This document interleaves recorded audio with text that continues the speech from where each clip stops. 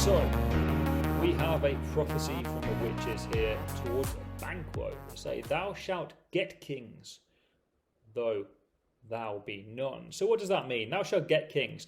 It suggests Banquo's children will become the future kings of Scotland.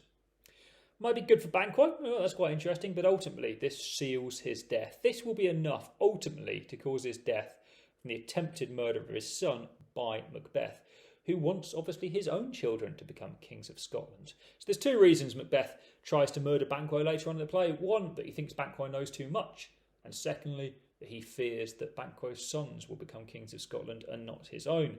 So although this might seem good news for Banquo, this prophecy, it actually ultimately leads to his death. Obviously, thou be none means that Banquo himself will not become a king. And although Banquo asked the witches to predict his future, he asked them, so what about me? You said about Macbeth. He's far less bothered by their response than Macbeth. He actually warns Macbeth, saying, don't listen to them too much. I think they're probably trying to do us some harm here.